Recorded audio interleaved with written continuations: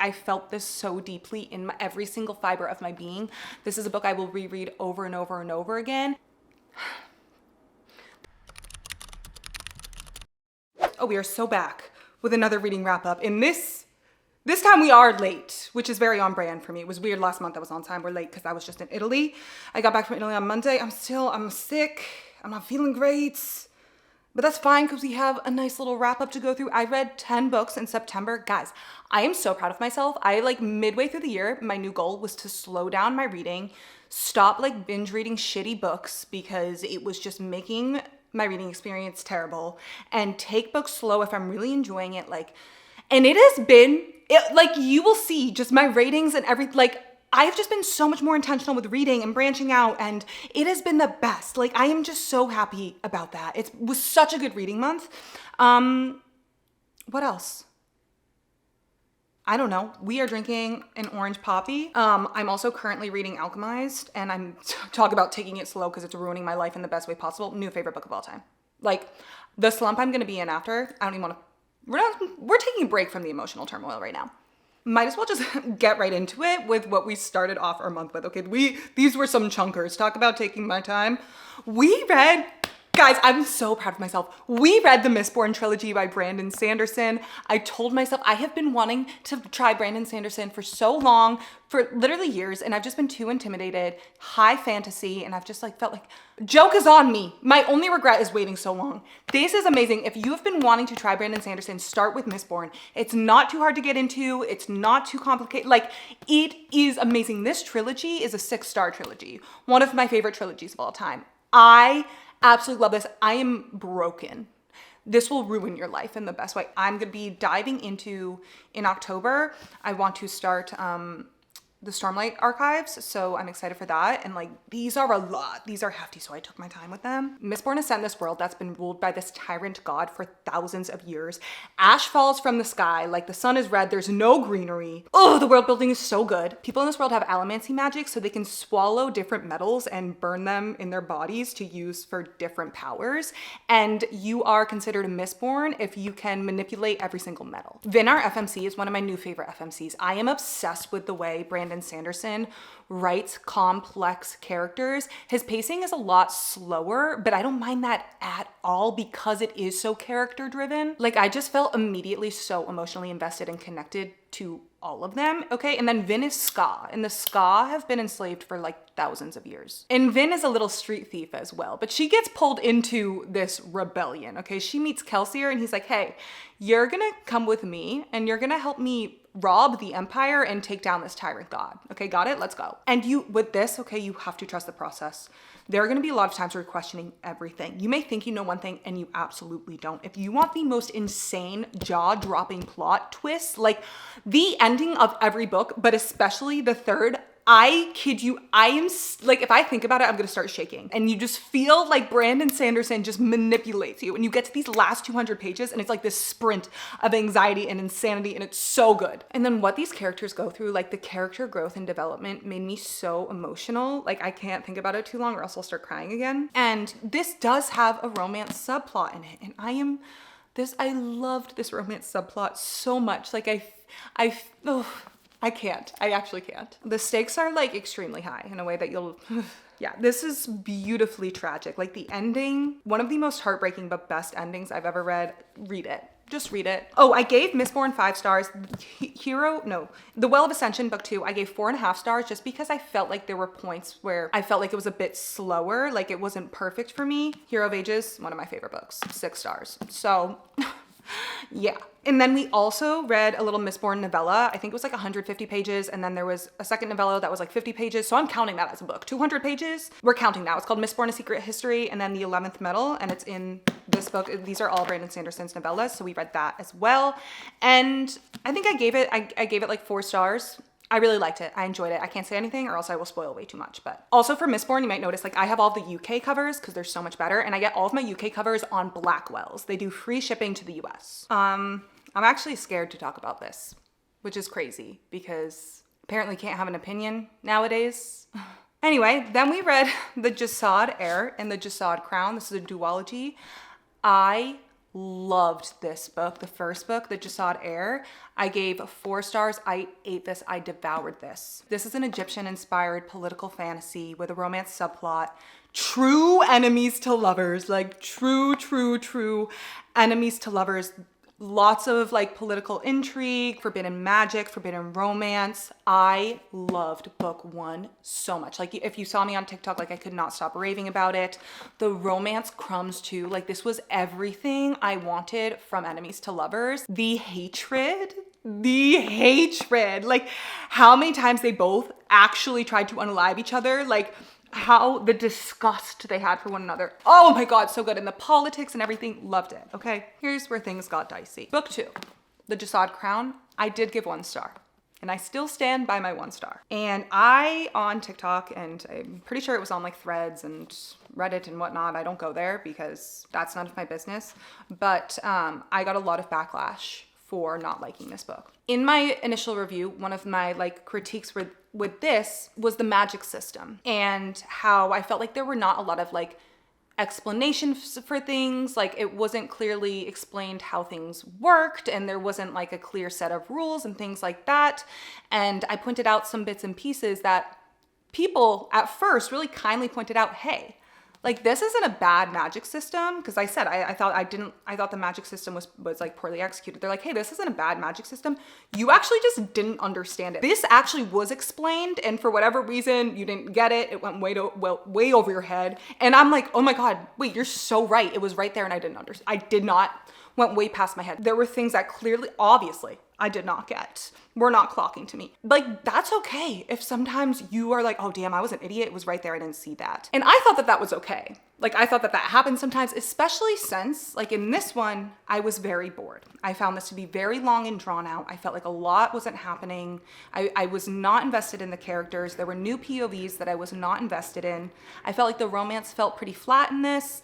The like political issues that were going on, I felt like they were really dragged out. So I lost interest. Sometimes when you lose interest in a book, you're not gonna pay attention to every little single detail. That's fine, like that's fine, that happens. I don't need to explain myself for that.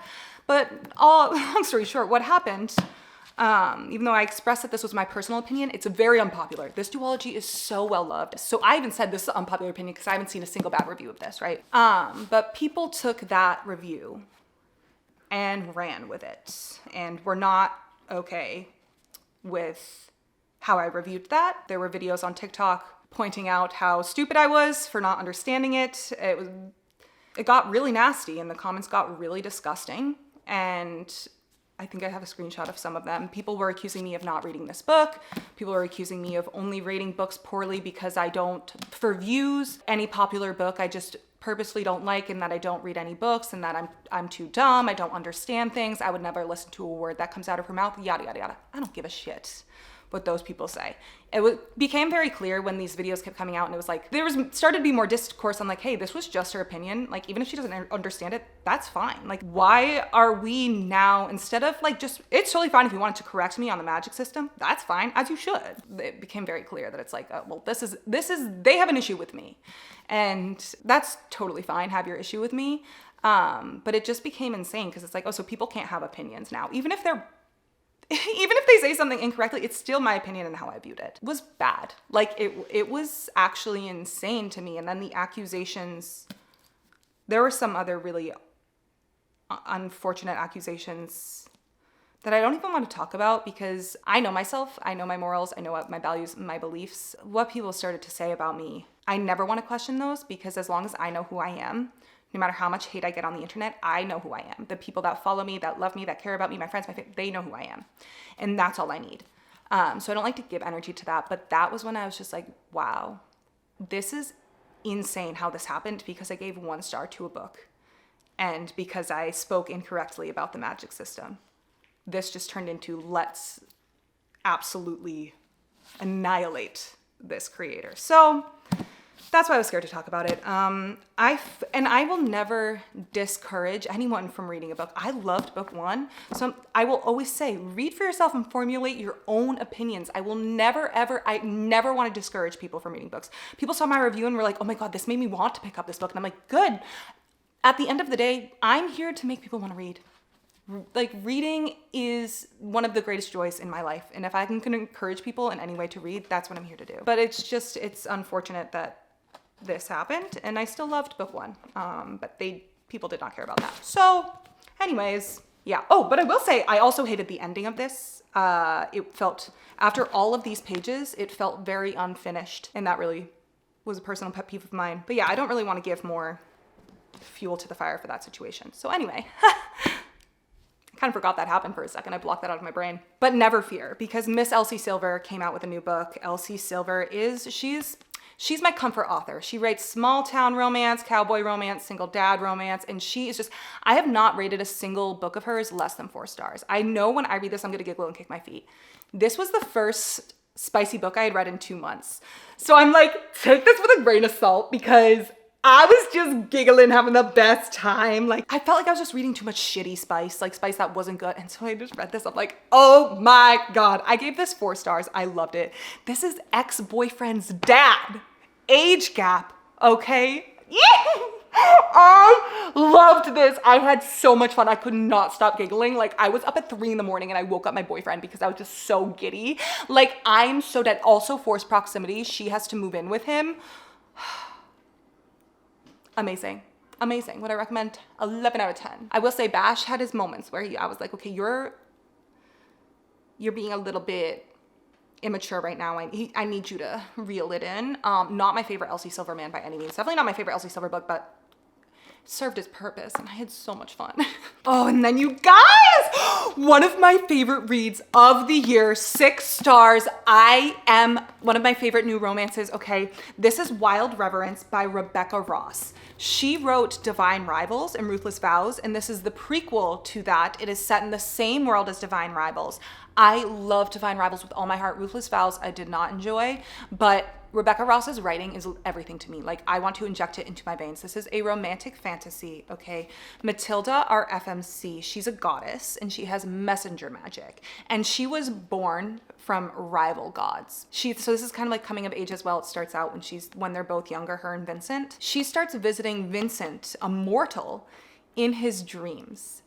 And oh my God, this romance, okay? This is everything I want. This is like, I can't. This is everything I want from a romance. This is peak yearning. Vincent is like, he is the standard when it comes to book men. Yearning, the pain and the agony that they both experience from yearning for one another for like 20 years of yearning. When they're young, she visits him in his dreams, okay? And then something happens and she can't visit him anymore. And she never like got his letters because she had to go to like a different world. She can travel between worlds because she's a messenger. And so they don't speak and they don't see each other for how many years? They don't see each other for 13 years. And her and Vincent's fates are so deeply intertwined. There's so much corruption in this world between the gods and she's trying to navigate that. And when she comes back to Vincent, they enter like a fake marriage of convenience so she can help him win the war. But you still have space and time keeping them apart because it is forbidden for them to be together. And it's just constantly like it's constantly the wrong time. Like they get so close and then they're pulled apart again. And like, they just keep getting pulled apart in this agony and just his yearning and her yearning and the love and the depth and just the emotions. I could not stop crying. Like I felt this so deeply in every single fiber of my being. This is a book I will reread over and over and over again. It is so painful. It will rip your heart apart and like you will long with them. Like it's closed door spice, but like the way he will get on his knees for her and like just pine and like I waited 1,000 years for you type shit. Like, oh, like this. Are you ready? He writes her a letter. The prose in this, the writing, it's so immersive too and whimsical. Like I highlighted like every single page. Like, you have been gone for 3 days and I've never been so conscious of time before now. I count the hours listening for the bells to mark them. I collect each moment that you've been away and I feel them gather in my bones like winter. I long for you. I do not know when this happened, when the current rose and when I let it take me willingly. But there came a moment when I looked at you and could not breathe. There was a moment when I watched you depart and I wanted to fall to my knees. Oh, I'm gonna cry. My home is your home. My arms are a haven for you to rest. My last name is yours if you desire it. She tugged on my hair and I groaned, reveling in the taste of her, the sight of her, and I thought that I could perish then and there and be wholly content to die. On my knees before her, my heart beating so wildly it felt like it would split open, like a tithe of first fruits on an altar. Anyways, go read this, read this, read this. I want to scream at everyone to read this. This is everything to me and I feel like it's so underrated. It's driving me insane. And then I was also in Europe for 10 days. So that's why I also didn't read that many books this month, because I did read 2 books while I was away, while I was traveling. I wanted to read more Rebecca Ross because I'm just obsessed with her writing. And I'm like, I've never read A River Enchanted and A Fire Endless by her. It's a duology. So let's read that. So this is a fantasy romance. The romance is definitely more of a subplot. We have multi-POV. This is like Scottish folklore. There's also mystery elements to this. Okay, so in this world, young girls are going missing. And Jack and Adira, who are like reluctant allies to lovers, they team up to work together to find them. We also have 2 other main characters and their own romance going on. One of them is a healer. Oh, I love all 4 of them. I love all these characters so much. Again, the writing is beautiful. It is so whimsical. And Jack also is a bard. And when he plays music, he can channel the spirits in that world. But every time he uses it, there's a huge cost to his health. It like completely drains him. So he tries to channel these spirits to get help finding these missing girls. We have like different worlds. Ooh, I really loved this. I gave this 4 stars. A Fire Endless, I gave 3.5 stars. It was just a bit slower. I wanted a little bit more from it, but I still did love this and I would definitely recommend it. It's like, it is slower pacing and it's not life-changing, but I felt like the characters were so good and like it was so easy to read and I loved the writing and I felt very invested in what was happening. Like the angst between our main couples is also really good and painful and beautiful. I loved this. I did. I feel like no one ever talks about this. And then last but not least, we read Catabasis by R.F. Kuang. I love this. I gave this 4.5 stars. Now, this is a book that is not gonna be for everyone. There are very stark differing opinions on this book, and I think for good reason, okay? But this is one of those things, it's a very popular release. You're gonna see very loud differing viewpoints. That's just what happens. So I recommend going in with an open mind, but I also fully understand this is not gonna be a book for everyone, but it was for me, okay? This hit me so deep. I love R.F. Kuang's writing. If she writes it, I'm reading it. This follows Alice, our FMC, who's a post-grad student at Cambridge, and she travels to Hell with Peter, her academic rival, to go free their professor. And a lot of the criticism comes from the fact that people think this is very long and drawn out, and there are a lot of philosophical underpinnings and literary references. It's very heavy-handed in that sense. Math and Greek mythology and philosophy is so heavily interwoven into this plot, and it's a lot. So for some people that just that's not going to be for everyone to read, but I personally loved that. And I also really resonated so much with Alice, our FMC. She is experiencing this super corrupt world of academia. And as someone who spent 6 years in higher education, I can relate to that so deeply. In this world, Hell, I loved this world. Hell is a campus, and I loved that. And Alice has literally sacrificed everything to be this perfect student for academic validation. She's sacrificed her mental, her physical health, her sense of self, who she is. She has no idea. She's striving for perfection and validation. And her professor she's going to save, who she works under, is very manipulative, brainwashes her, and you're kind of navigating that. And I've also had that type of relationship too, so I felt so seen and heard. And this is really a journey of self-discovery for her, and I loved it. I loved her character. But the tone of this book is very different from a lot of R.F. Kuang's works, and it's also another reason why I could see a lot of people not liking this, because Alice is really struggling with symptoms of apathy and depression, and she has a lot of suicidal ideation, and she doesn't know what she enjoys. She doesn't know what she desires. She's tired and burnt out, and that reflects in the tone of this whole book. For me, it was very relatable, but it can make it feel, I guess, there's no prose, and it's not whimsical, and it's very straightforward, and this is what it is, and I loved that. And her and Peter are both studying magic at Cambridge, and this is a true, I personally think this is everything I want out of dark academia. I loved it. And this is also a romance. It's not gonna be your traditional romance that you're used to, a romance novel, but romance is at the center of this book. Her relationship with Peter, I am obsessed with it. I loved them so much. And their relationship was so pivotal for their growth separately and together as well. I love their dynamic. Like, they both had so many layers, and their stories pained me but also healed me at the same time, and I just loved them. Anyways, 4.5 stars. Okay, that's all. That was my September. I'm so excited for October. It started with Alchemized, and then I'm gonna die. So yeah, I have nothing else to say. I'm so tired. I need to go rest. Like, I need to beat this sickness, and I need to go read. That's what I'm going to do. So I hope everyone has the best weekend, and go have a sweet treat. Go be horizontal. Get a good book. That's all.